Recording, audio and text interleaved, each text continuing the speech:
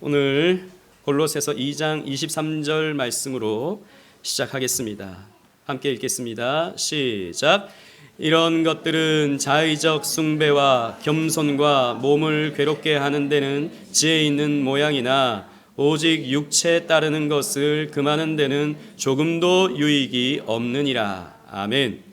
골로새 교회 안에는 여러 가지 이단들이 있었어요. 이단들 가운데 천사를 숭배하는 그 율법주의 이런 이단들도 있었지만 또 하나는 금욕주의의 이단이 있었습니다. 골로새 교회 안에.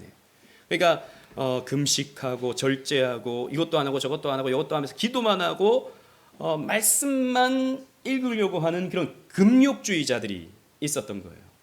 근데 이건 뭐냐? 이런 금욕주의는 자의적 숭배다. 하나님이 우리에게 명령하신 것이 아니라 자기가 원해서 하는 그런 금욕주의의 모습이 있다라는 것입니다. 겸손과 몸을 괴롭게 하는 데는 지혜 있는 것 같이 보이지만 육체에 따르는 것을 금하는 데는, 즉 우리의 정욕, 우리의 어떤 육체적인 욕망을 금하는 데는 이런 금욕주의는 조금도 유익이 없다. 여러분 그렇거든요. 내 몸은 제어할 수 있어요. 내 몸은 묶어놓고 TV도 안 보고 영화도 안 보고 또 재밌는 것도 안 하고 묶어놓을 수 있어요. 그러나 우리 안에 있는 욕망은 아무리 묶어놔도 묶어지지가 않습니다. 그래서 하나님은 우리를 금욕주의로 이끌어가지 않으세요. 그런데 교회 역사를 보면 끊임없이 금욕주의의 모습이 나타나요. 예수를 믿으면 이거 안 해야 되고 저거 안 해야 되고 요거 보지 말아야 되고 요거 안 해야 되고 이런 금욕주의적인 형태. 물론 여러분 어느 정도는 우리 자신을 거룩하게 살게 하기 위해서 절제하는 것이 필요해요. 하지만 그것이 지나쳐서 금욕주의로 가면 안 되는 것입니다. 이런 금욕주의가 수도원의 형태로서 교회 역사 속에서 나타났다라는 것입니다. 그래서 지난번 우리 초대교회 때도 이런 교회가 국교화되고 난 이후에 대형화되고 타락해가면서 은자들이 생겨났죠. 은자들, 사막의 은자들, 안토니 같은 경우에 또 베네딕토 같은 경우에 사막 안으로 들어가서 세속의 때를 이제 묻히지 않으려고 혼자서 혹은 몇 명의 소수의 사람들이 금욕적인 삶을 살아가려고 하는 그런 수도원의 초기 수도원의 모습을 우리 초대교회 할 때 살펴봤었습니다. 이것이 중세 교회에서도 고스란히 이어지게 되는 것이죠. 언제나 이런 금욕주의의 모습이 나타나는 것은 타락한 시대에 대한 개혁 운동으로서 사실은 좋은 의도로서 생기게 되었습니다. 종교유착 우리 지난번 살펴봤었죠. 정치와 교회가 서로 이렇게 유착되어져서 성직이 매매되고 성직이 세습되고 윤리적 타락이 이루어지니까 이러한 세상의 이런 악한 모습들을 더 이상 우리는 보기 싫다. 이런 교회가 세상에 의해서 좌지우지되는 모습을 우리는 더 이상 보고 싶지 않다라고 해서 수도원으로 들어가는 이런 모습들이 중세 교회에서도 나타나게 되는 겁니다. 그리고 교황청의 지시, 이런 타락한 교황청의 지시를 받기보다는 자발적으로 우리 자체적으로 말씀만 따르고 기도하면서 그렇게 살자라고 하는 수도원 개혁 운동이 중세 교회에서도 나타나게 되는 것이죠. 그래서 일반적인 교회를 떠나서 이 교회도 서로 싸우고 정치인에게 아부하고 이런 모습을 더 이상 보고 싶지 않아서 교회를 떠나 이제 소수의 사람들이 청빈한 삶을 살아가고 고난의 삶을 추구하면서 이런 그리스도를 따르는 삶을 살겠다라고 하는 사람들이 생겨난 것입니다. 좋은 의도이고 필요한 운동이었어요. 그리고 무엇보다도 초대교회 때부터 이어져 내려오던 수도원들이 중세교회에 들어와서 대형화되어지고 그렇게 되다 보니까 점점 타락하는 모습들을 보게 되거든요. 이 초대교회에 세워졌던 베네딕토 수도원이었습니다. 대형화되어졌죠. 많은 사람들이 이 수도사들을 존경하게 되다 보니까 수도사들이 권력을 얻게 되는 일들이 벌어지게 되는 거예요. 그러면서 이 수도원이 거의 정치적 집단이 되어버리게 되는 것이죠. 이런 모습들이 있다 보니까 이런 수도원도 떠나서 수도원도 개혁해야 된다라고 하는 운동들이 중세 수도원 운동으로서 나타나게 되었습니다. 그래서 첫 번째로 나타났던 것이 클루니 수도회였어요. 이 기욤이라고 하는 기욤 드 아키텐트예요. 기욤 드 아키텐트다 보니까 기욤 다키텐트라고 이렇게 표현을 하지만 프랑스 사람입니다. 이 사람은 오베뉴라고 하는 지역의 백작인 동시에 아키텐느의 공작이었어요. 그러니까 당시에는 공국이라고 했지 않습니까? 공작이 다스리는 나라를 공국이라고 했거든요. 이 지방 자치가 굉장히 활성화되었던 지방 영주들의 정치가 활성화되었던 시대였죠. 이때 이 아키텐느라고 하는 이 공작이 이 교회의 흐름들을 쫙 보니까 교황이 황제의 꼭두가시가 되어 있는 거예요. 이때 당시에 황제권은 뭐 샤를마뉴 이후에 대단히 높아졌었죠. 그러다 보니까 교황이 황제의 명령에 따라서 교회를 이렇게 하고 저렇게 하는 이런 모습들을 보면서 분노했습니다. 그래서 이런 정치의 영향을 받지 않는 교회 공동체, 믿는 사람들이 공동체를 세워야겠다라고 하는 생각을 하면서 프랑스 부르고뉴 지역의 클루니라고 하는 도시에 이 수도원을 세웠던 것이죠. 그런데 이 베네딕토 수도원, 아까 우리 사진 봤었죠? 그 베네딕토 수도원이 많이 변질되었었는데 우리는 원래 그 수도원의 정신으로 돌아가겠다라고 하는 차원에서 이렇게 수도원을 세우려고 했던 것입니다. 그래서 클루니 수도원의 설립 헌장을 보시면 이렇게 되어 있어요.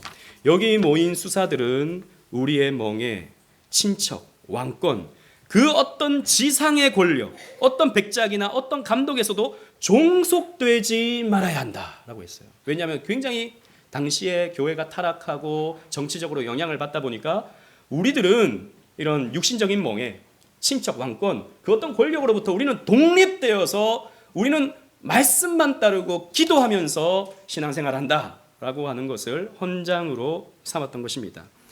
그래서 앞에서 말한 교황청의 교황권도 하나님의 이러한 종들의 소유를 침범하지 말아야 된다. 교황권까지도 여기에는 영향을 미치지 말아야 된다. 왜? 이미 그때 당시에 교황도 굉장히 정치적이었기 때문에 교황권도 이 클루니 수도회에서는 영향을 미치지 말아야 된다라고 본 것이죠. 여기 보시면 베네딕토 수도원이라 그랬어요. 그러니까 베네딕토의 정신을 잇는 수도원, 변질되었지만 그 시대의 베네딕토 수도원들은 변질되었지만 원래 베네딕토 수도원으로 다시 돌아가겠다라고 한 것이 클루니 수도회였습니다. 지금도 이렇게 남아 있어요. 클루니 수도회가 이 교회 수도원 그 건물이 남아 있습니다. 어떻게 수도 생활을 했냐면 4시간 동안 미사를 했어요. 하루에 4시간 동안. 그리고 4시간 동안 기도를 했고요. 4시간 동안 명상의식을 가졌습니다. 기도하는 시간이죠. 한편으로 보면 공동 예배 시간을 가졌어요. 그리고 6시간 혹은 7시간 동안 육체 노동을 했습니다. 우리가 열심히 일을 해서 우리가 농사를 지어서 그것으로 먹고 살겠다라고 하는 것이죠. 그리고 기도, 연구, 독서 시간 이런 것들을 가지면서 신기한 것은 이런 수도회를 통해서 학문이 발전돼요. 이렇게 모여가지고 성경 공부하고 또 그때 당시는 사실 성경 공부라는 게 성경이 제대로 있었던 때가 아니지 않습니까? 어쨌든 이제 수도 원장이 가르쳐주는 이런 것들을 공부하고 있었던 책들 이런 것들을 보면서 학문을 발전시켰어요. 그리고 여러분 수도사 그러면 여러분 영화 같은 거 보시면 검은 옷을 입고 이렇게 망토 이런 거 둘러쓰고 모자 이렇게 꽃갈 모자 쓰고 이렇게 돌아다니지 않습니까? 이때 당시부터 이제 검은색 옷에 수도복을 입었습니다. 그래서 검은 수도사라고 하는 별칭을 이 클루니 수도회가 가졌던 것이죠. 그래서 이 클루니 수도회는 굉장히 발전했습니다. 사람들에게 어떤 신선함을 줬죠. 교회가 막 타락하고 또 이런 황제에 의해서 교회가 좌지우지되는 이런 모습들을 보면서 신물이 났던 사람들은 이런 클루니 수도원을 지지했습니다. 그래서 프랑스 지역뿐만 아니라 유럽 곳곳에 이런 비슷한 개혁 운동이 일어나게 돼요. 그래서 10세기, 11세기 타락한 로마 카톨릭 교회에 경종을 울리는 클루니 수도원이 되는 것입니다. 하지만 또 이렇게 사람들에게 인기를 얻다 보니까 인기를 얻으면 어떻게 되죠? 또 사람들이 여기에 막 헌금을 하고 사람들이 여기 모이기 시작합니다. 그러면서 점점 대형화되어지고 문제는 타락하게 되죠. 이 역사의 반복입니다. 12세기 들어와서는 지도자들이 부재하게 돼요. 그러면서 클루니 수도원 출신들이 영향력이 커지게 됩니다. 그래서 클루니 수도회 출신들이 교황이 됩니다. 지난번 우리가 살펴봤던 그 글레고리우스 7세 같은 경우에도 그 사람도 클루니 수도회 출신이었어요. 교황이 그레고리오 7세 그 사람도 클루니 수도회 출신이었습니다. 그러다 보니까 권력을 얻게 되는 거죠. 서로 클루니 수도회의 수장이 되려고 혹은 수도 원장이 되려고 또 금품을 쓰고 또 성직을 매매하는 그런 일들이 또 반복되는 것입니다. 이게 참 역사의 반복인 것이죠. 그러다 보니까 이 클루니 수도회가 타락하니까 또 어떻게 되죠? 또다시 개혁운동이 일어납니다. 그게 바로 시토 수도회가 되는 것입니다. 클루니 수도회가 추락하니까 이제 원래의 또 수도회 모습으로 돌아가자라고 하는 새로운 수도회의 모습이 등장하게 되는 것이죠. 그래서 베네딕토 규율을 회복하고자 하는 수도회가 시토 수도회였습니다. 1098년 프랑스 디종 부근에 있는 시토라는 곳에서 이 수도원이 설립이 돼요. 그래서 150명의 수도사 그리고 600명의 일반 형제로 구성되어서 공동체 생활을 하고 똑같이 그 베네딕토 규율에 따라서 4시간 미사, 4시간 공부, 4시간 기도 이렇게 그런 절제의 삶을 살려고 하는 것이죠. 그리고 자기 부인, 자기를 주장하지 않았어요. 여기에 원칙은 뭐냐면 절대 순종이에요. 절대 순종. 수도 원장에게 절대 순종. 자기를 부인하는 거라고 생각했던 것이죠. 그리고 가난하게 사는 것. 그리고 간소하게 사는 것. 그리고 운둔과 순결 생활을 강조했습니다. 욕심 부리지 않고 하루에 작은 음식으로 만족해야 하고 그것으로 살아가는 그런 검소한 삶, 이런 삶을 추구했던 것이죠. 그리고 이 시토 수도회는요, 농사를 직접 지었습니다. 그 전까지만 해도 수도원이 권력 집단이 되었기 때문에 그 이전에도 큰 영지를 가졌었어요. 수도원이 영지를 가져가지고 수도사들이 농사 짓고자 하는 소작농들에게 돈을 주고 소작농들이 열심히 이제 농사를 지으면 그걸 수도원에게 바치게 만드는, 그러나 또 바쳤던 것을 또 장사해서 이익을 남기는 그런 시스템을 수도원들이 가지고 있었거든요. 근데 그렇게 하지 말자라는 겁니다. 수도사들이 농사 직접 지어라 라는 것이었어요. 그래서 농노의 소유를 거부하고 자신들의 손으로 황무지를 개간하면서 봉토에서 나오는 수입 다 거절하고 자신들의 노동을 통해서 경제 기반을 삼았어요. 그래서 이때 당시에 시토 수도회가 있는 곳은 양식이 많았어요. 그러니까 그 시토 수도회가 들어와 있는 곳에는요, 그 수도회에서 이렇게 공급해주는 식량 때문에 그런 먹는 것에 있어서 부족함이 없을 정도로, 유럽 사회가 그 이전까지는 굉장히 가난하고 먹을 것이 부족해서 힘든 상황이었는데 시토 수도회 때문에 경제가 돌아가는, 먹고 사는 문제가 좀 해결되는 그런 일들이 있었습니다. 그러면서 농업 기술도 발전하고요, 여러 가지 또 학문도 발전하게 됩니다. 그러니까 또 많은 사람들이 어떻게 되죠? 이 시토 수도회를 지지하게 되고 또 많이 헌금하게 되고 이렇게 되죠. 그래서 1200년 무렵에는 프랑스뿐만 아니라 영국, 스페인, 이탈리아, 폴란드, 헝가리까지 694개의 시토 수도원이 설립되기까지 했습니다. 엄청나게 많이 인기를 끌었던 것이죠.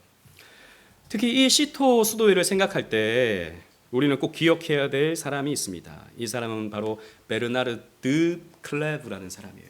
클레브 지역의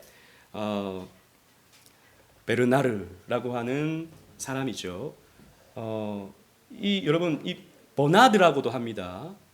그래서 카톨릭에서는 성 버나드, 우리 그 크리스천 다이제스트에서 나온 이 버나드의 책도 있어요. 거기 보면 성 버나드라고 이렇게 이름을 붙여놓긴 했지만 우리는 앞에 성이라고 붙이는데 좀 꺼림칙하지 않습니까? 아무튼 버나드라고 하기도 하고 베르나르라고 하기도 합니다. 이 사람은 시토 수도원 출신의 최고의 수도사라고 하는 별칭을 받았던 분이에요.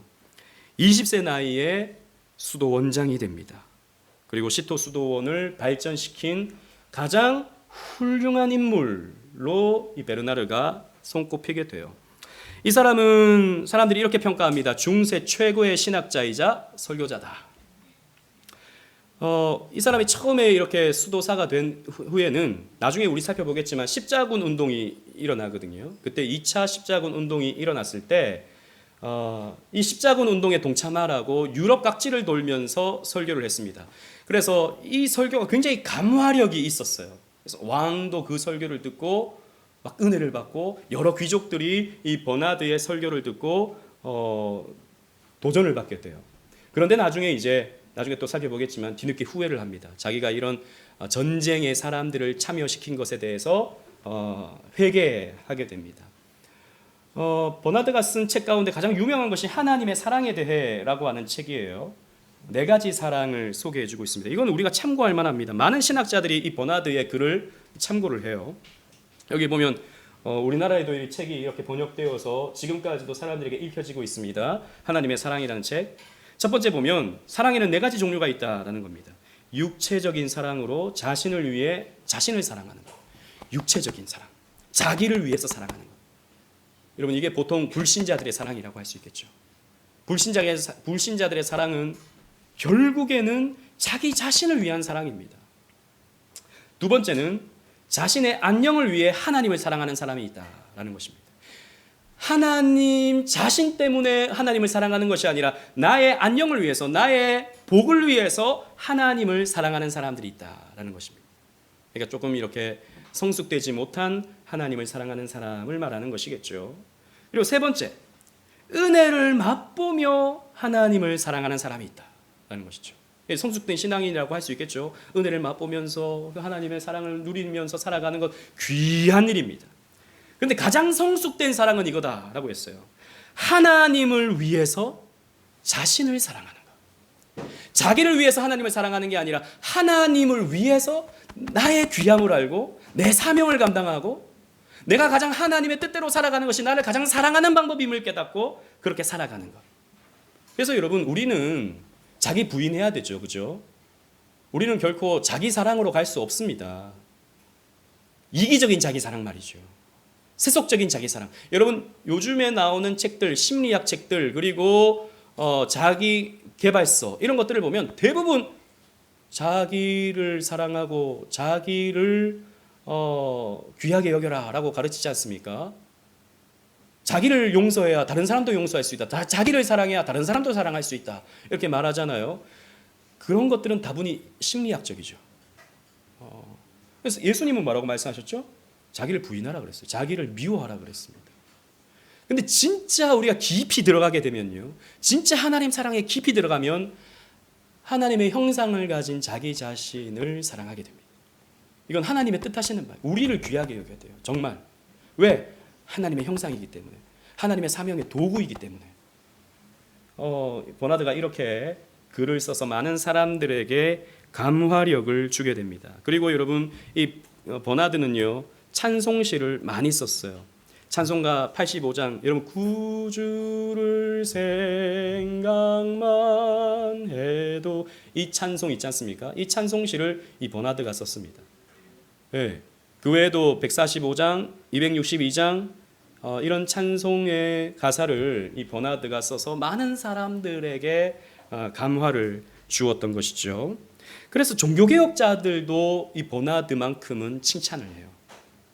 여러분 우리는 카톨릭 그러면 반감이 팍 들어요. 제가 목사님이 하도 카톨릭을 비판하니까 반감이 팍 들어요.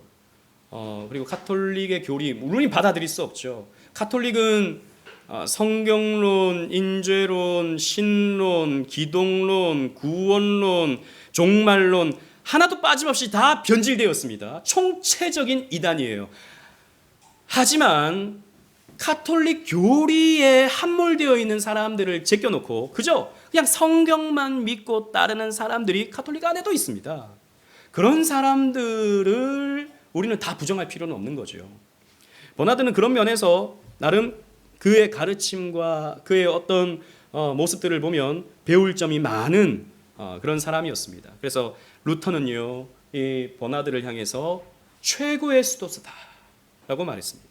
그리고 칼빈은 나는 로마 교회는 싫어하지만 베르나르만큼은 존경한다 라고 했어요. 그래서 기독교 강요에서도 보면 아우구스티누스 다음으로 가장 많은 글을 인용하는 게 버나드의 글입니다. 칼빈이 그만큼 버나드를 존경했다라는 것입니다. 그리고 인생 말년에 그는 회개하며 겸손을 표하죠. 십자군의 무자비한 살육이 하나님의 뜻이 아님을 확신하게 되고 젊은 날 십자군 운동을 선동한 설교에 대해서 회개하는 모습을 보입니다. 여러분 이게 참 귀한 것이죠. 영락교회 한경직 목사님, 우리 한국교회가 존경하는 분이지 않습니까?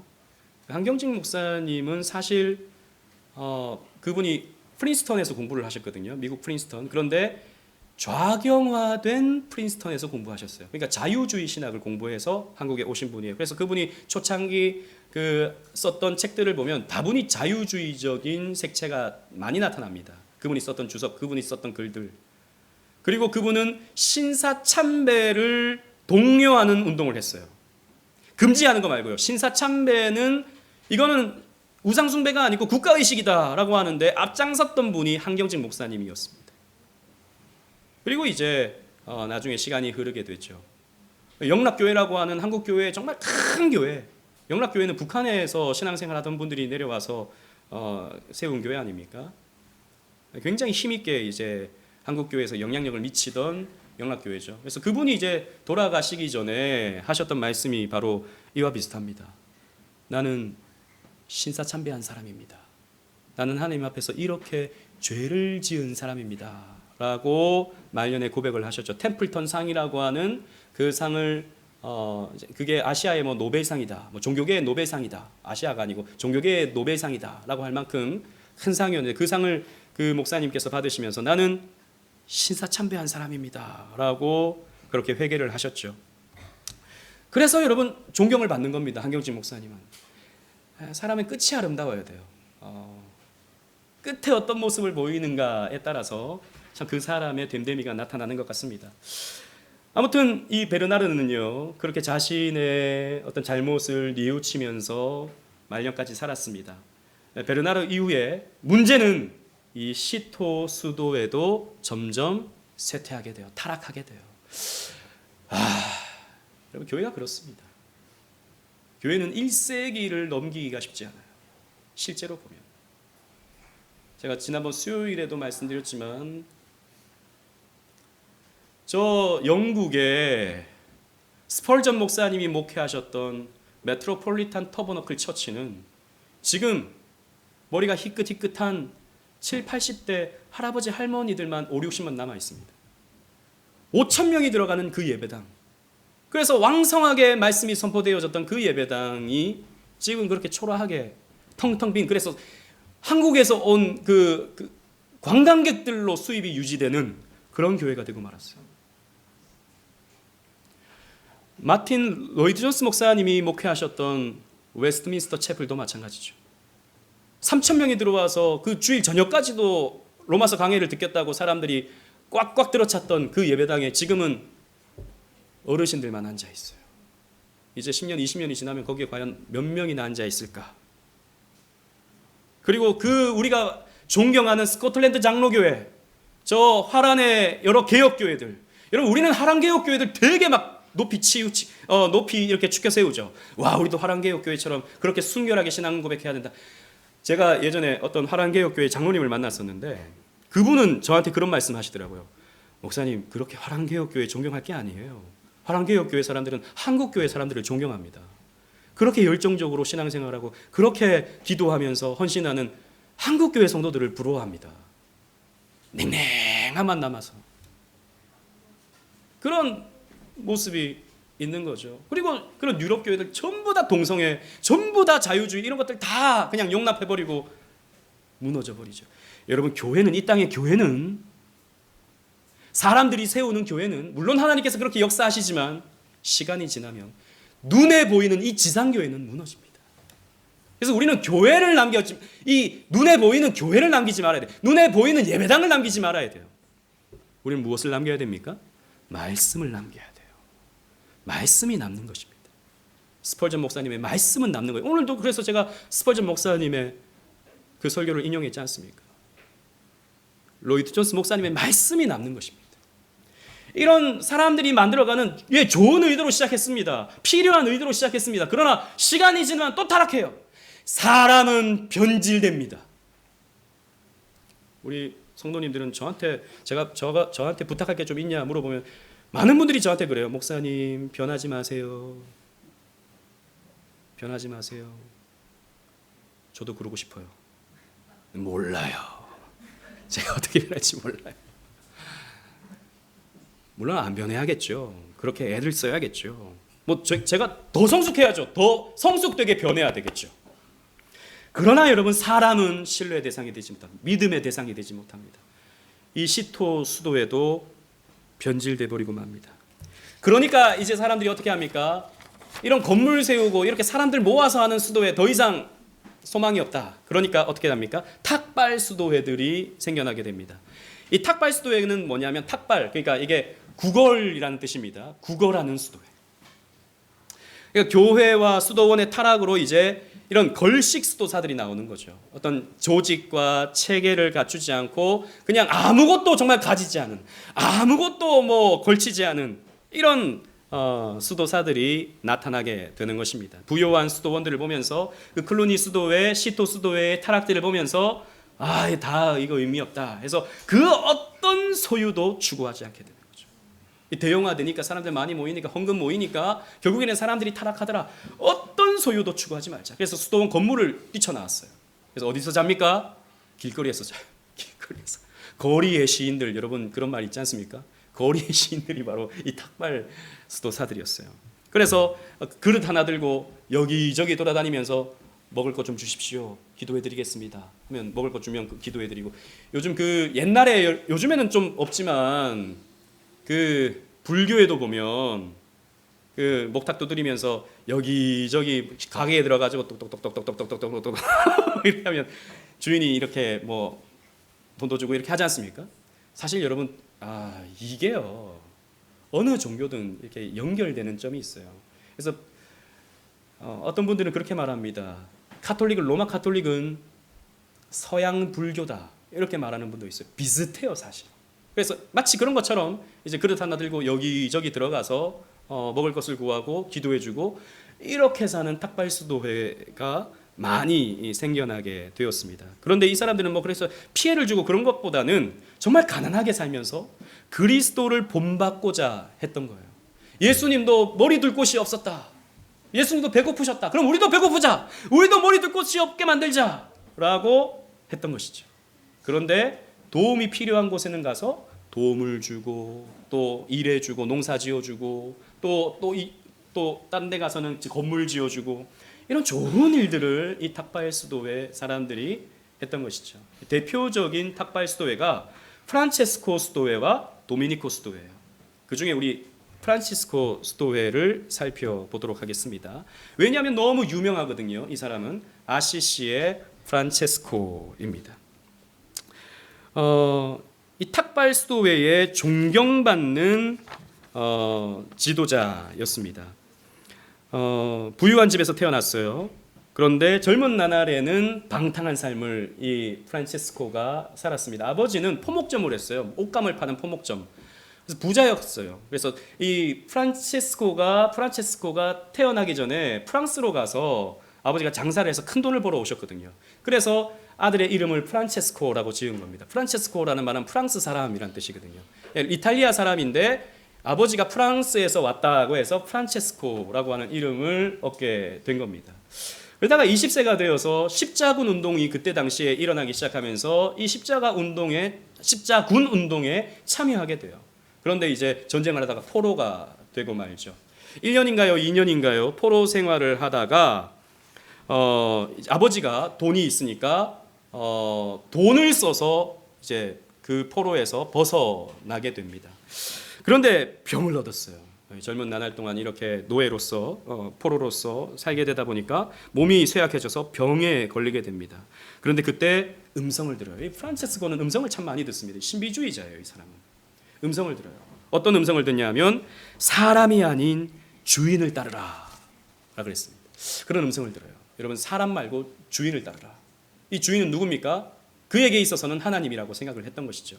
그래서 이제 수도사의 삶을 살고자 합니다. 그래서 아시시 교회에서 프란체스코 또 내 집을 수리하라라고 하는 음성을 듣게 돼요. 그래서 이 음성을 문자적으로 들어가지고 건물 지을 데가 없나 이렇게 찾다가 그 집을 그 교회당을 이렇게 짓는 일에 이 프란체스코가 열심을 내게 됩니다. 그러다가 아버지가 부자였다 그랬지 않습니까? 그 상속권을 다 포기해버려요. 아버지의 재산을 나는 물려받지 않겠다라고 상속권을 포기하고 수도사의 삶을 살기로 다짐합니다. 그래서 여러 곳곳을 떠돌아다니면서 수도사의 삶을 살게 되죠. 그래서 이 프란체스코의 친구가 나도 그러면 당신과 같이 함께 참여하겠다라고 했고 조금씩 많은 사람들이 모이면서 프란체스코를 따르는 사람들이 많아지게 되었습니다. 유럽 여러 곳곳을 다니면서 복음을 전했고요. 그리고 이 프란체스코는 어떤 신비적인 몰라요. 이게 글은 남아 있는데 이게 진짜인지 가짜인지는 알 수가 없어요. 왜냐하면 로마 가톨릭은 워낙 과장을 많이 하니까. 심지어는 어떤 글도 있냐면 프란체스코가 물 위를 걸었다라고 하는 글도 있어요. 여러분 믿어지십니까? 믿어지시면 아멘 할 뻔했죠. 그거 하면 안 됩니다. 그거 안 돼요. 제가 예전에 어떤 그 음악을 듣는데 그 피아노 독주였거든요. 그 독주가 프란체스코가 물 위를 걷는 그것을 생각하면서 그 작곡자가 제가 이걸 알아냈어야 되는데 아무튼 그만큼 프란체스코는 신비적인 인물로 사람들에게 각광을 받았어요. 심지어는 이 프란체스코가 병든 자에게 손을 내밀어서 기도하면 사람들이 많이 나았다고 해요. 또 그만큼 또 그런 것들이 있으니까 프란체스코를 많이 따랐겠죠. 하지만 어떤 대가를 바라지 않고 어떤 소유를 하려고 하지 않고 다 내려놓고 이렇게 수도사의 삶을 살려고 했다는 것입니다. 여러분 이 프란체스코가 또 쓴 기도문이 있어요. 평화의 도구로 써주소서. 이거 여러분 많이 들어보셨을 거예요. 노래도 있습니다. 평화의 도구로 써주소서 미움 있는 곳에 사랑 넘치도록. 들어보셨죠? 처음 들어보십니까?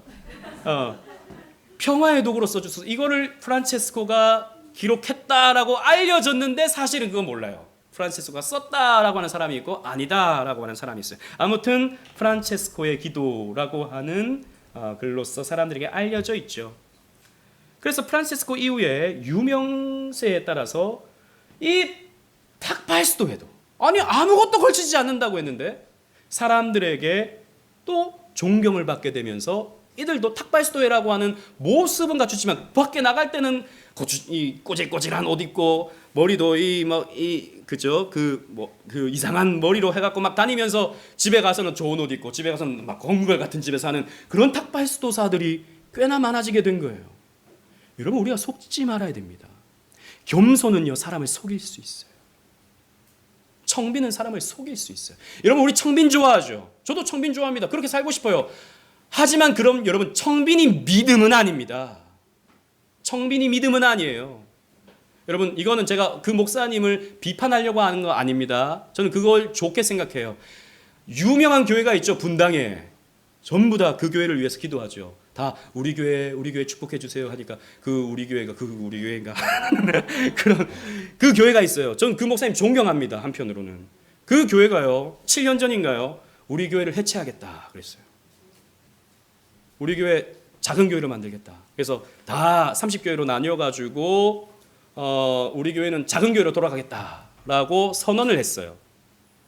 작은 교회가 살아야지 한국 교회가 산다. 지금 몇만 명이 이렇게 모여가 이거는 나쁜 거다라고 하셨어요. 근데 문제는 뭔지 아세요? 그렇게 설교하니까 사람들이 더 많이 그 교회 가는 거예요. 사람들이 더 많이 가요. 저는 그 목사님이 그걸 의도했다고 생각하진 않아요. 하지만 그거를 용납하셨다고 봐요. 청빈하다 그러니까 사람들이 더 많이 가는 거죠. 욕심 없다 그러니까 더 많이 사람들이 추종하는 거죠. 그게요 사람들을 끄는 매력이 되는 겁니다. 수도사들이 결국 그것 때문에 또 멸망하는 거예요. 끊임없이 처음에는 청빈청빈하다가 부자가 되니까 은근슬쩍 넘어가 버리는 거예요. 안 들키려고 하는 거죠. 자기의 부유함을 안 들키면 되는 거예요. 나 그냥 끝까지 청빈하다라고 과시하면 되는 겁니다. 여러분, 겸손은 청빈은 사람을 속일 수 있어요. 그런 문제들이 있는 것입니다. 그래서 이 사람들이 세우는 이 금욕주의라고 하는 성은 결국에는 무너지게 되어 있는 거예요. 여러분, 우리는 세상 욕심을 버릴 필요가 있죠. 하지만 우리는 금욕주의로 가서는 안 됩니다. 금욕주의, 이것도 안 하고 저것도 안 하고, 신앙생활이라고 하는 것이 TV도 안 보고 뭐도 안 하고 뭐도 안 하고 뭐도 안 하고 금지의 어떤 복음이라고 할 수도 없죠. 이런 쪽으로 가는 것은 아까 우리가 말씀을 살펴봤지만 우리의 육체를 제어하는데 조금의 유익이 없는 거예요. 하나님이 우리에게 주신 일반 은총이 있습니다. 일반 은총, 특별 은총이 있고 일반 은총이 있어요. 그래서 우리는 주기도문에서 기도할 때 일용할 양식을 달라고 기도하는 거예요. 일용할 양식이 뭐죠? 일반 은총입니다. 먹고 살아가는 문제. 하나님께서 우리에게 주신 밥, 하나님께서 우리에게 주신 직장, 하나님께서 우리에게 주신 가족, 하나님께서 우리에게 주신 문화, 이런 것들을 우리는 잘 선용해서 하나님을 섬기는 도구로 삼을 수 있어야 되는 거예요. 근데 가족이 있어 보니까 거기에 집착하게 되고 돈 벌게 되고, 그럼 내가 욕심을 부리게 되고 가족도 두지 않아. 또 돈 좀 벌어보니까 그 돈 때문에 내가 그 욕심이 생기고 이러니까 나 돈도 필요 없어. 다 끊어져 버리잖아요. 그럼 뭐만 남냐면 자기 의만 남습니다. 나는 이렇게 청빈하지, 나는 이렇게 욕심 없지, 나는 이렇게 거룩하지라고 하는 자기 의만 남게 되는 거예요. 그래서 우리는 금욕의 삶을 어느 정도는 우리가 추구해야 되지만 금욕주의로 가서는 안 되는 것입니다. 그래서 중세교회는 면과 암이 있어요. 긍정적인 면은 타락한 로마 가톨릭 교회의 또 수도원의 개혁을 시도했다라고 하는 부분에서 이제 긍정적인 면이 있는 것입니다. 그러나 어디까지나 가톨릭 안에서의 개혁이었어요. 그러니까 가톨릭의 교리를 따르는 과정 속에서 좀 더 윤리적으로 도덕적으로 깨끗해지려고 했던 시도였다라는 것이죠. 그리고 실제로 중세 수도원, 중세는 암흑시대였죠. 학문, 철학, 예술 이런 게 전혀 발전되지 않았던 시대였습니다. 그러나 적어도 수도원에서만큼은 나름 기술이라고 하는 것이 발전되었었어요. 수도원에서 이제 자급자족의 생활을 하다 보니까 그런 거에 책을 쓰고 사람들에게 알려주고 하면서 기술이 발전합니다. 특히 농사 기술. 그래서 또 하나는 문맹 사회를 탈피시키는 데 있어서 이 수도원이 역할을 했어요. 학교를 세우고 아이들을 가르치고 하면서 이 문맹 사회를 탈피시키는 데 수도원이 나름 역할을 했습니다. 학문 보존과 지적 활성화 및 학교를 설립하는 데 있어서 또 나름 역할을 했어요. 앞에서 말씀드렸죠. 그리고 게르만 민족의 기독교회와 선교사 파송에 수도사들이 나름 기여를 했어요. 아까 우리 시토 수도회 같은 경우에도 유럽 전역으로 퍼져나갔다 그랬지 않습니까? 그러니까 유럽 전역으로 퍼져나가면서 이 게르만족들이 이 예수를 믿는 데 있어서 나름 역할을 이 수도사들이 하게 됩니다. 그리고 실천적 신앙의 삶을 살려고 노력을 했어요. 나름 이제 신앙생활을 실천적으로 하려고 애썼던 그런 긍정적인 면이 있는 것입니다. 하지만 부정적인 면도 적지 않죠. 교회의 인재들이 수도원으로 다 빠져나갔어요. 수도원 운동이 일어나면서 시가지에서 믿음을 지켜야 될 청민하고 의식 있는 사람들이 교회에는 못 있는 거예요. 너무 추하고 더러우니까. 그러니까 사람들이 수도원으로 다 가버리는 거죠.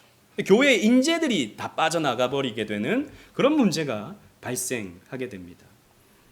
그리고 극단적인 신앙 양태는 금욕주의적 성향을 띠게 되죠. 그러니까 이게 말씀을 따르는 신앙생활이 아니라 어떤 금욕적인 삶이 신앙생활이다라고 착각해버리게 되는 문제로 이어지게 되는 것입니다. 그리고 점차 더 더럽고 추악한 죄악의 소굴로 전락해버려요. 여러분, 중세 수도원에서 일어났던 범죄는 너무 추악해서 말도 못합니다. 너무 추악해서. 지금 우리 현대사회에서 일어나고 있는 여러 가지의 어떤 사회 병폐적인 문제들, 동성애라든지 이런 것들이 수도원에서 중세시대에 이미 다 일어납니다. 남자들끼리 수도사로서 있다 보니까 그런 이상한 모습들로, 변질된 모습들로 나타나 버리게 되죠. 상상할 수 없는 죄악의 소굴로 수도원들이 타락해 버리고 마는 것입니다. 그리고 무엇보다도 신비주의와 체험주의가 만연하게 돼요. 여러분, 그런 분들이 있습니다. 나는 성경만 믿어요 라고 하는 사람들이 있어요. 성경만 믿어요. 왜 교리를 가지고 성경을 해석합니까? 그러니까 당신은 그 교리에 함몰돼서 성경을 볼 수밖에 없습니다 라고 말하는 사람들이 있죠. 제 주변에는 그런 분들이 없지만 전 그렇게 말하는 분은 봤습니다. 난 성경만 믿어요. 교리를 통해서 성경 보면 성경이 변질돼요 라고 말하는 사람들이 있죠. 여러분, 그 사람들은 위험한 사람들입니다. 왜냐하면 자기의 생각이 자기의 교리이기 때문입니다. 검증되고 전통적인 교리가 아닌 자기의 생각으로 성경을 보면서 이건 이거고 저건 저거고 라고 판단하게 되죠. 그러면 그 기독교는 어떻게 되냐 하면 괴물이 돼버려요. 중세 이 수도사들의 신앙이 그랬습니다. 괴물이 돼버립니다. 신비주의. 그러니까 성경을 통해서, 교리를 통해서 성경을 믿음을 가지려고 하지 않고 어떤 체험, 음성을 듣고 뭔가를 보고 무리를 걷고 막 성경에서 나타나는 기적들이 자기들의 삶 속에도 나타났다라고 하는 소문들이 퍼지고 그러면서 중세 교회는 엄청난 타락 속으로 들어가 버리고 마는 것입니다. 신비주의와 체험주의. 그래서 중세 신비주의가 지금 한국 교회 안에 고스란히 이어지고 있어요. 그래서 뭐 음성을 들었다, 뭐 봤다, 예수님이 나타나서 나한테 안아줬다, 뭐 이런 체험들, 이런 것들이 사실 중세 신비주의자들에게 있었던 것들입니다. 이런 신비주의와 체험주의가 이 중세 수도원을 통해서 만연되었던 것이죠. 이걸 이제 나중에 루터와 칼빈과 종교개혁자들이 개혁해 나갔던 것입니다. 그래서 중세 수도원은 이런 명과 암이 있었다라고 하는 것을 우리가 기억하면서 우리가 배워야 될 것은 배우지만 또한 우리는 이런 중세 수도원 운동을 반면교사로 삼아야 되는 것입니다. 이 토대 위에 우리 아까 오전에 말씀드렸던 것처럼 그 사울의 파렴치한 범죄 위에 하나님의 구속사가 펼쳐지듯이 다윗이라고 하는, 다윗 왕국이라고 하는 메시아를 예표하는 왕국이 펼쳐지듯이 이 중세 수도원이라고 하는 무덤 위에서 종교개혁의 꽃이 피는 겁니다. 그래서 중세를 통과하지 않고는 우리가 종교개혁을 말할 수가 없어요. 그런 면에서 우리는 중세교회를 배워야 되는 것입니다. 그래서 우리는 이런 금욕주의를 경계하면서 바르게 신앙생활하는, 우리의 정통적 교리에 따라서 하나님을 알아가고 신앙생활하는 저와 여러분들 되시기를 주님 이름으로 축원합니다. 아멘.